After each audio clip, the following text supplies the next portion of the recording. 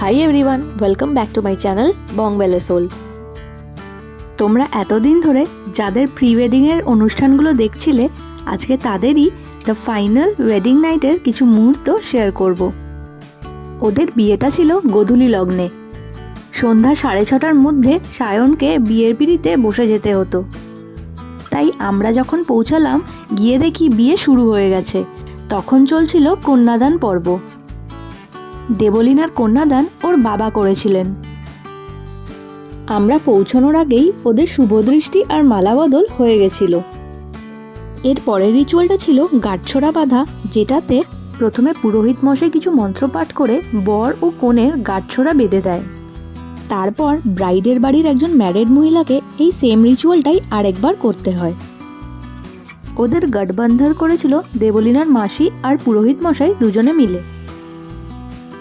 দেখো, বিয়ের পিঁড়িতে বসেও আমাদের কনে তার হবু বরকে কিছু একটা এক্সপ্লেন করে যাচ্ছে, আর সায়ন শান্ত শিষ্ট ভদ্র ছেলের মতো ওর বউয়ের হ্যাঁতে হ্যাঁ মিলিয়ে যাচ্ছে। পুরো বিয়েটা হতে অনেকক্ষণ সময় লাগে, তাই আমরা ভাবলাম যতক্ষণ বিয়ে হচ্ছে তার মাঝখানে আমরাও গিয়ে একটু নিজেদের ফটো সেশন করে আসি। পুরো বিয়ে বাড়িটায় টোটাল 3টে ফ্লোর ছিল। ফার্স্ট ফ্লোরে ওদের বিয়ে হচ্ছিল, তাই আমরা ফটো সেশনের জন্য চলে এসেছিলাম গ্রাউন্ড ফ্লোরে। ফটো সেশন হয়ে গেলে আমরা আবার চলে যাই ওদের বিয়ের বাকি রিচুয়ালসগুলো দেখতে। তখন ব্রাইডের জাস্ট সিঁদুরদান হলো। এই মুহূর্তটা যে কোনো মেয়ের জীবনে খুবই স্পেশাল।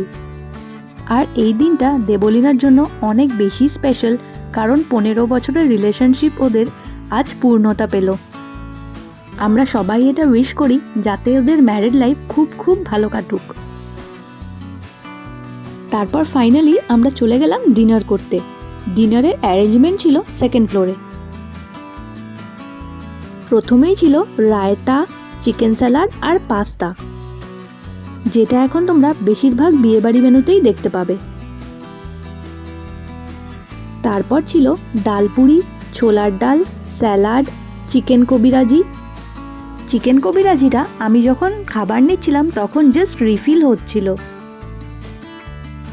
এরপর মেন কোর্সে ছিল প্লেন রাইস, ভেটকি পাতুরি, চিংড়ি মাছের মালাইকারি, পোলাও, মাটন কষা, আর যারা ভেজ খাবে তাদের জন্য পনির।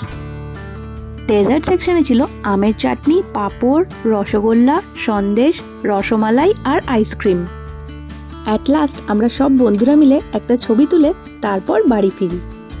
আজকের ব্লগটা এতটুকুই, দেখা হচ্ছে নেক্সট ব্লগে।